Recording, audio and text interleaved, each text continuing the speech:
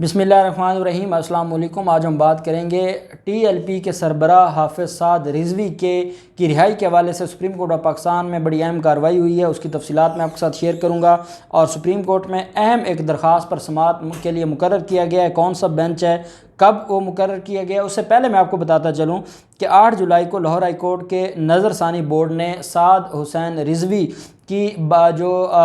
نظر بندی ہے اس کے خلاف فیصلہ دیا تھا۔ معاملہ کچھ اس طرح سے تھا کہ آپ جانتے ہیں کہ جب دھرنے وغیرہ تھے اور ٹی ایل پی احتجاج کر رہی تھی تو احتجاج سے پہلے ہی ان کو گرفتار کر لیا گیا تھا، اور گرفتاری کے بعد ان کو نظر بند رکھا گیا اور نظر بندی میں رکھا گیا، کیونکہ 90 دن کے بعد حکومت کو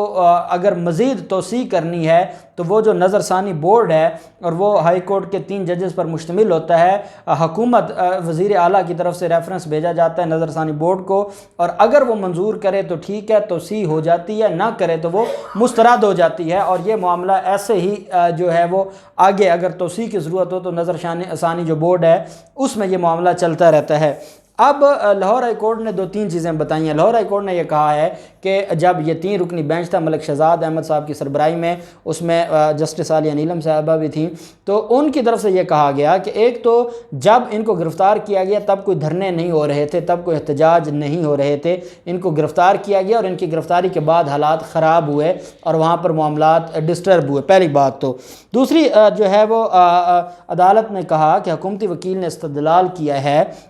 کہ سعد رضوی کو ضلعی انٹیلیجنس رپورٹس کی بنیاد پر امن و امان کی خراب صورتحال کو کنٹرول کرنے کے لیے حراست میں لیا گیا تھا۔ سرکاری وکیل کے حوالے سے فیصلے میں یہ بھی کہا گیا کہ امن عامہ برقرار رکھنے کے لیے ڈسٹرکٹ انٹیلیجنس برانچ کی ہدایت پر سعد رضوی کو نظر بند کیا گیا، اور جس دن ان کو حراست میں لیا گیا اس سے پہلے نہ کوئی پولیس اہلکار شہید ہوا تھا اور نہ ہی کوئی زخمی ہوا تھا۔ عدالت کے نظر ثانی بورڈ نے کہا کہ سعد رضوی حراست کے دوران اپنے کارکنوں سے رابطے میں نہیں تھے، جبکہ ان کو حراست میں لینے سے قبل حالات بھی خراب نہیں تھے۔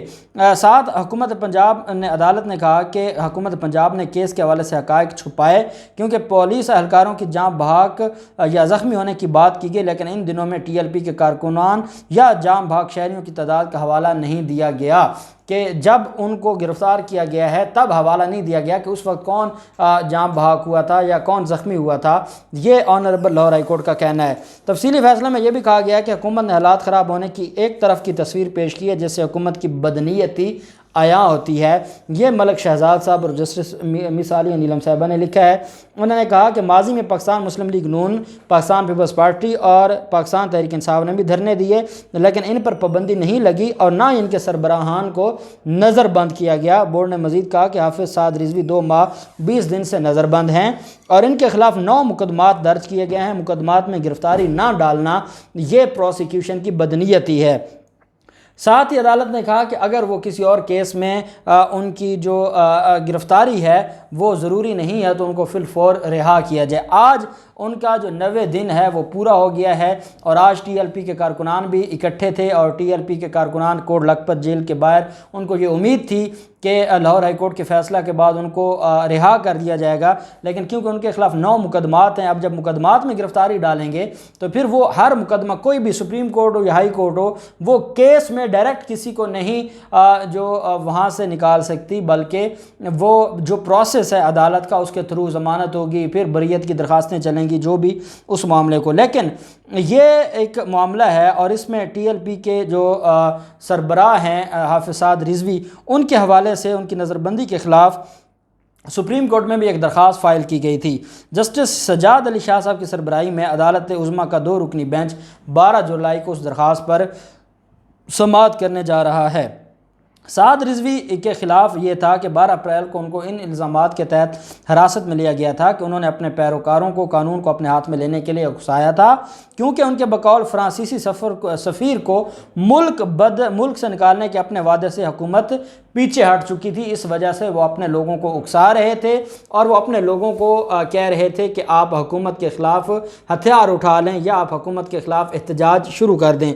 سعد حسین رضوی کے چچا امیر حسین کی جانب سے یہ درخواست فائل کی گئی ہے سپریم کورٹ آف پاکستان میں، اور اس میں موقف اپنایا گیا کہ سعد رضوی کے خلاف کوئی مواد ریکارڈ پر موجود نہیں ہے۔ سعد رضوی کو جب گرفتار کیا گیا تب تک کوئی حالات خراب نہیں تھے، کوئی پولیس والا شہید نہیں ہوا تھا۔ یہ سعد رضوی کو گرفتار کرنے کے بعد ہی حالات خراب ہوئے اور جو کارکنان تھے وہ جذباتی ہو گئے گرفتاری کی وجہ سے، اور پھر حالات کنٹرول سے باہر ہو گئے، اور یہ حکومت کی ذمہ داری تھی کہ وہ حالات ٹھیک رکھتی۔ حکومت نے سعد رضوی کو گرفتار کر کے خود حالات خراب کیے، یہ انہوں نے اپنی درخواست میں لکھا۔ ساتھ انہوں نے یہ بھی کہا کہ ٹی ایل پی کے احتجاج کے دوران پولیس کے ہاتھوں 26 لوگ مارے گئے اور 450 ورکرز شدید زخمی ہوئے، یہ عدالت سپریم کورٹ کو بتایا گیا۔ درخواست میں یہ بھی کہا گیا کہ حکام نے تمام تر کارروائی ایجنسیوں کی نام نہاد رپورٹس، جو ڈسٹرکٹ ایجنسیاں ہیں ان کی رپورٹس کی بنیاد پر کی ہے، اور حکومت نے فرانسیسی سفیر کو ملک بدر کرنے سے متعلق 16 نومبر 2020 کو کسی معاہدے کی تفصیلات عدالت کے سامنے نہیں رکھی۔ ان کا کہنا تھا کہ حکومت نے حقیقت کو چھپاتے ہوئے عدالتوں کو گمراہ کیا ہے۔ یہ بیسیکلی جو پہلی رہائی کی درخواست تھی جو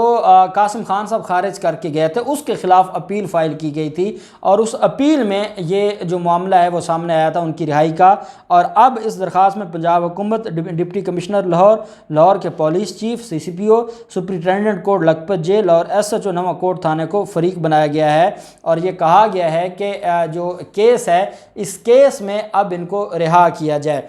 حافظ سعد رضوی کے خلاف جو مقدمات ہیں وہ ٹوٹل 9 مقدمات ہیں، اور اس میں سارے کے سارے مقدمات میں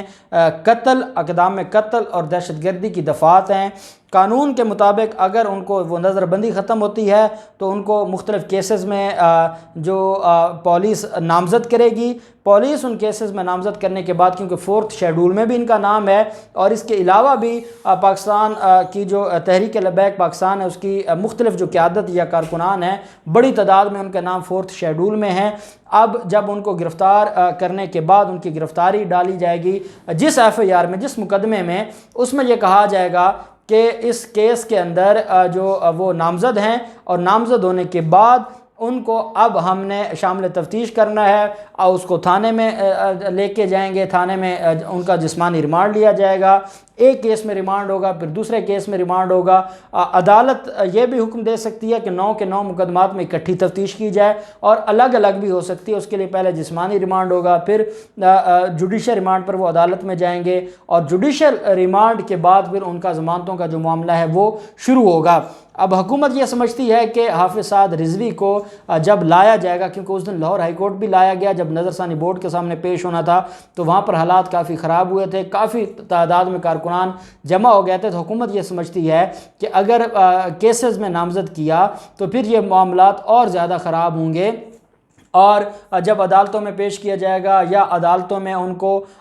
ضمانتوں کے لیے یا ریمانڈ کے لیے لایا جائے گا تو پھر معاملات اور زیادہ خراب ہو سکتے ہیں۔ یہی وجہ ہے کہ حکومت یہ سمجھتی تھی کہ نظر بندی کے معاملے سے ہی نپٹا جائے۔ اب دیکھتے ہیں کہ سپریم کورٹ آف پاکستان میں 12 جولائی کو کیا ہوتا ہے، اور اب حکومت کی آگے حکمت عملی کیا ہوتی ہے۔ کیا سپریم کورٹ میں جو کیس کی سماعت سے پہلے ہی ان کو کسی مقدمے میں نامزد کر دیں گے، اور اگر مقدمے میں نامزد کر دیں گے تو پھر آپ سمجھیں کہ پھر ان کو سپریم کورٹ ریلیف نہیں دے سکتی۔ سپریم کورٹ کہے گی کہ کیونکہ اب وہ مقدمے میں نامزد ہو گئے ہیں، اب اس کے خلاف جو قانون کی کارروائی ہے، جو پروسیس ہے، اس کے مطابق ہی وہ باہر آ سکتے ہیں۔ تو دیکھتے ہیں 12 کو کیا ہوتا ہے۔ جو بھی ڈیٹیلز ہوں گی ہم آپ کے ساتھ شیئر کرتے رہیں گے۔ اللہ پاک پاکستان کا حامی و ناصر ہو۔ بہت شکریہ۔ اللہ حافظ۔ پاکستان زندہ باد۔